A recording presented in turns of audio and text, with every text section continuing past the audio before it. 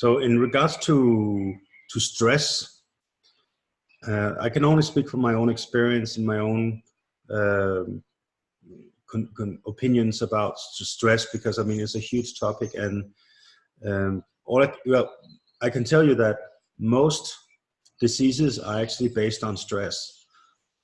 I think I saw some statistics where saying like 90% of all disease that you see in hospitals is because of stress. People are stressing out like crazy. And because of that, you get inflammation. So for example, you're super stressed, inflammation goes up.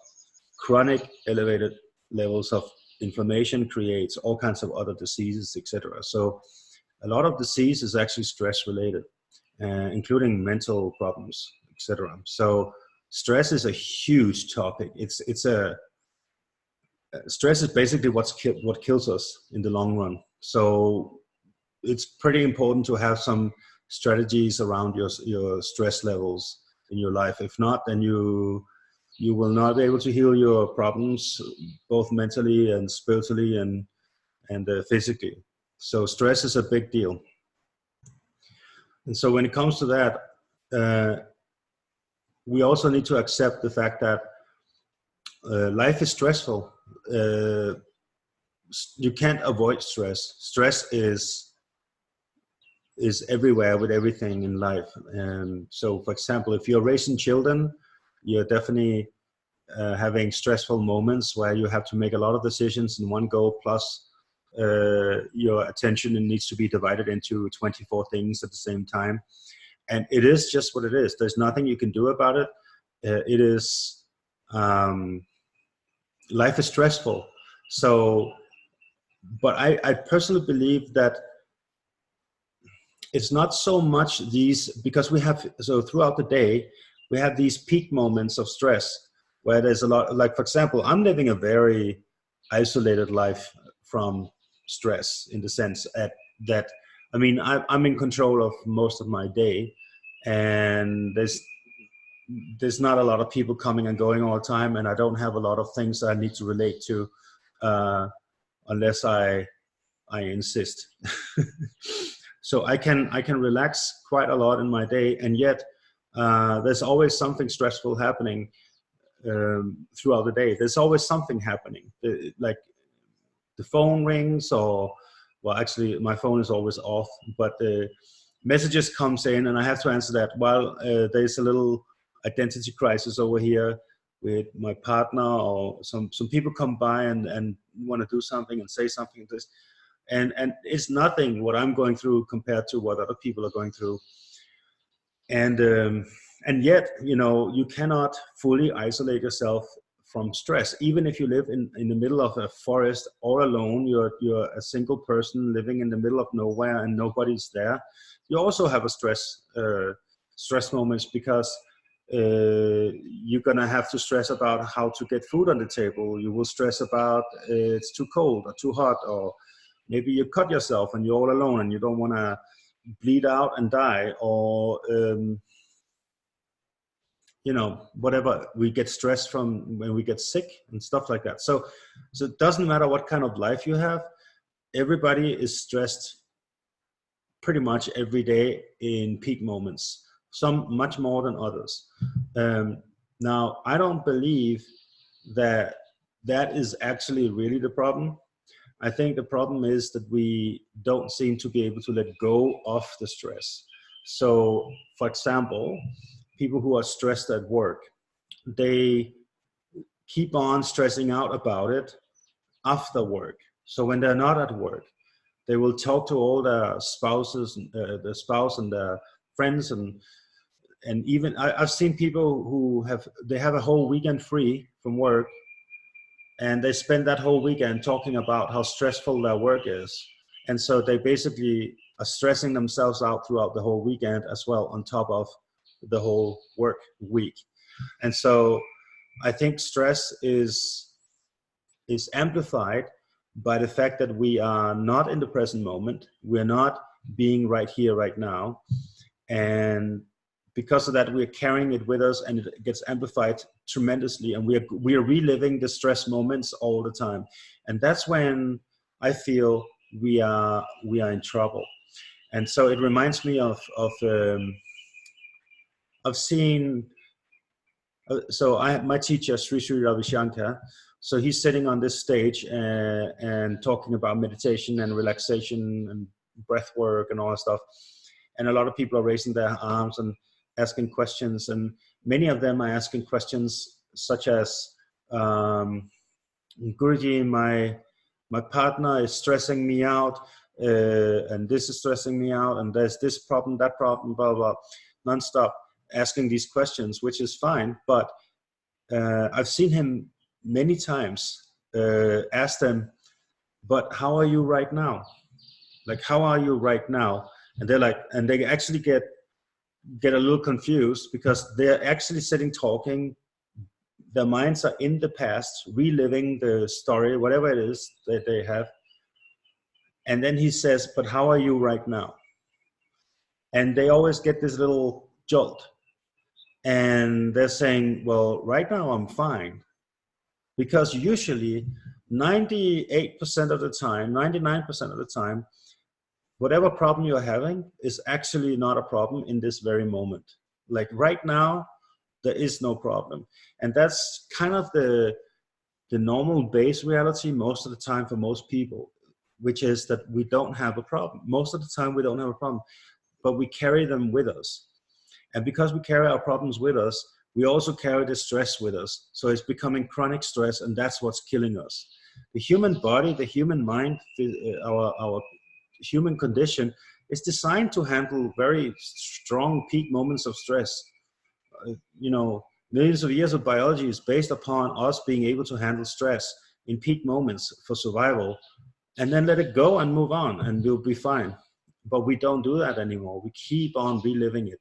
And so when you're stressed, you're going to lose your self-awareness at one point. Like, so you get stressed and you're stressing out. But the moment you realize you're stressed, you're snapping back into the center, and you're like, oh yeah. And you just relax into it. And usually these moments, these stressful moments, they're over very fast. And so you just relax and just let go. And so, I can speak about when I got shot in my arm. It was a very stressful moment, and it was lasting quite a long time. But it took, what was it? It took 8 hours before I had any pain medication inside my bloodstream to take the pain away. And 8 hours also before I was in the hospital because of where I'm living and stuff like that. So that was 8 hours of being very stressful. But even in that period of time, I had the opportunity to talk. And at one point I was even laughing and saying, this is crazy that this is happening to me and all that stuff.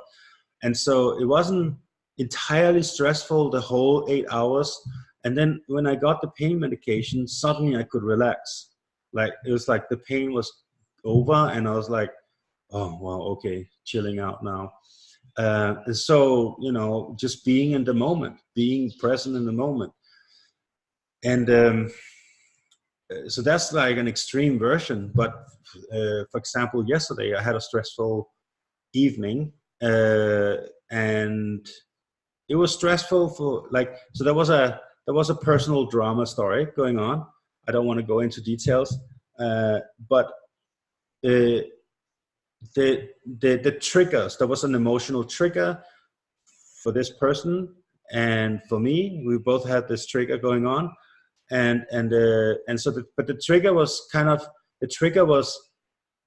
it happened in a fraction of a second, boing, and then some reactions happened, and within 5 to 10 seconds, the trigger was actually already over. So it came like fast and went fast, right? Then, and then I think normal people will just be fucking stressed about that for like hours after, where I just sat down and we started talking and just completely like deep breath in. First, I think also one of the key things with stress is we're taking ourselves way too serious. We believe in our minds, and we think we are our minds, and because of that, the trauma of stress just continues. So I think for me, one of the most important things is when I have a situation that I start laughing at myself. Don't take anything serious, because it's not. And that also helps the other person to relax, and they also can start laughing, and then just chilling out. And then you can sit down and like, well, what really happened? Oh, okay. And it's usually stuff that you already know about yourself. It's usually we are totally like my teacher, he says, we are like Coca-Cola machines. You go in, you put some coins in, you press a button and you get Coca-Cola. You press another one, you get a Fanta. You press another, you get a Sprite, or whatever, what these soft drinks are named. We humans, we are so predictable. Like, you can just press a button and something will happen. The exact same thing will happen every time. And so it's funny. And you're going to have to just start laughing at yourself. If you take yourself serious, you're in trouble. And I think not being serious about yourself is removing a lot of stress in your life. It takes a lot of stress out. So basically that's what I did yesterday. And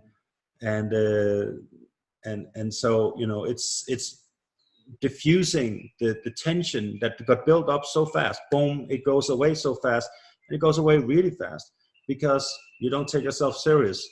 And so now you're in the present moment. And if it wasn't for me making this video, I wouldn't even be thinking about yesterday. I haven't even thought about it until actually now in this video. It's just like, you need to let go, move on, and forget about it. It's just the past. Like, who cares? And so you can be in the present moment and just relax and be yourself, because 99.9% of the time, everybody's fine. We are all okay. And yeah, I can see there's some people who have chronic diseases, like where they are in pain nonstop. That must be stressful. But even pain, you can de-stress from it. There's people out there who are learning how to just be with the pain and just accepting it, embracing it, and it's just becoming part of their life. It's just what it is. It's just like, it's part of my life now to have this injury from being shot. So you just adapt. And I think the resilience, I think some of my resilience in my life, or most of it, I think actually has to do with the fact that I had my near-death experiences. When I came back from those experiences, I realized that we are not entirely what we think we are, and that this reality is not really it's not the only reality. There's many realities, and this one is just one of them. And we're dreaming right now. And because of that, I'm not really attached too much to this body-mind complex and this world. And I think it's a very healthy thing. I wish for everybody to have this, not to have a near-death experience, but to have to reap the benefits from it, that I got from it. And you don't need to have a near-death experience to reap the benefits. I met a lot of people who never had near-death experiences, who are way more liberated and free than I am, and who understand on a very deep essential level, that I found them foundational level, that they are just dreaming right now, that this is just a dream body. And so I think if we understand that, embrace that, I think also stress cannot get to us too much, because not that you can avoid it entirely, but I think it's going to have much less of a grip on you. And so I want to see if I answered all the questions. Check. I will check out what was written. Also, she wants to stay, Asha, she wants to stay calm through emotional triggers. And with that, I only can say that from my experience, your emotional triggers, it's not something you're in control of, in the sense of, if they're there, they're there. You can't suppress them. and you can't do the mindfulness around it. It's just let them, whatever comes, comes. And as soon as they are coming, just as quickly as possible, bring the awareness into it. And as soon as the awareness comes in, the emotional triggers disappear. So that's the practice you can do, just bringing in more awareness. And it's very difficult when if the trigger is strong and if the stress is high. What my experience has been over the years, like after decades of working on these things, usually these therapy methods, like alternative methods for therapy sessions, to do this and to do that, they have been somewhat helpful, but in the end, not so much. And my biggest transformations in my own life has been meditation and breath work and satsang, to sit by the feet of the masters, of the enlightened ones, and go into deep meditation, deep silence, and do lots of breath work on yourself. And so basically sadhana, spiritual practice. And also, actually, it sounds crazy maybe, but going out being at service for other people is actually also releasing a lot of your karmic baggage. And so these emotional triggers are actually karmic programs that you have running inside of you. And for me, spiritual practice and meditation, breath work, all that stuff, and then just accepting it, embracing it, and bring the awareness in. The single most powerful tool for any release of any trauma and any karma or anything is awareness. And so as soon as I become unconscious, I'm training myself to become conscious as fast as possible right after. But these moments will happen, especially when you're in stress. Another thing that I want to point out with emotional triggers and stress is that you will be surprised how big a difference it makes to have the right diet and actually also load up on, for example, topical magnesium. Put a lot of magnesium on your skin and absorb lots of magnesium inside your body every day. And vitamin C, I'm using ascorbic acid. I know there's a lot of people thinking it's not real vitamin C, but it works and it's fine. And Linus Pauling, who won 2 Nobel Prizes, he was promoting ascorbic acid. I'm not buying into the hype. Ascorbic acid, I'm using vitamin C and magnesium on my skin, and I can feel my cortisol levels, my stress levels, they drop immediately. Like after 30 minutes, boom, down, and I sleep like a baby. And so your rest is very important. You sleep well at night. Exercise, and that's another thing, is resilience to stress increases by you doing sauna and ice and exercise and have a good night rest and have a good diet and load up on tons of magnesium. Magnesium is called the beauty mineral. It's called the mineral of immortality. And I cannot praise magnesium enough. It's super powerful. So get magnesium on your skin. Not orally, it's not so efficient, but lots on your skin every night before bed. And you will see that your stress levels will go down, and it will be less. It will be more easy for you to become resilient to the stress and the emotional triggers. So that's basic. And exercise and breath work. I mean, there's a lot of things you can do, and also going in the sun, of course. So I know I'm always talking about these things, but it's because they're really profound and they work. So they work. They're the solution to many things. I remember also somebody wrote an article about depression, like saying, if you do not exercise, eat right, stay around positive people, and meditate and get in the sun, you shouldn't even talk about what you can do to your depression. Because if you don't do all these first, then it doesn't matter what else you do. So, and this goes for stress too, because stress, depression, anxieties, negative emotions, like consistent negative, like not because life, we will have negative stuff happening, but it will come and go quick. But if it lingers on and stays, all these things are signs of a human being that is out of balance, that they are not in their center and they're out of balance. And so there's a lot of things you can do for this. And it's just, the funny thing is, it's the same remedy for all of it. It's the same remedy for all of it. We just need to go back to our natural living, and you'll be able to handle your stress and your emotional triggers.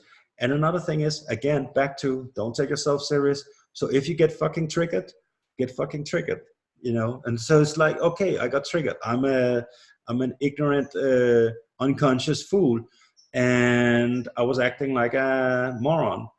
And then laugh at yourself and let it go and move on and just go on with your day. It's not a big deal. It is really not a big deal. It's only a big deal because you make it into a big deal. So that's the recipe, the remedy, in my opinion. And regards to wanting to live more in your heart, stress, and so for example, you will not be able to live in your heart if you're stressed, right? You're not in your heart if you're depressed. You're not in your heart if you are triggered, emotional triggered. You're not in your heart. So what's the way back to the heart? It's just to let go, relax, laugh at yourself, smile, and just don't take anything too serious.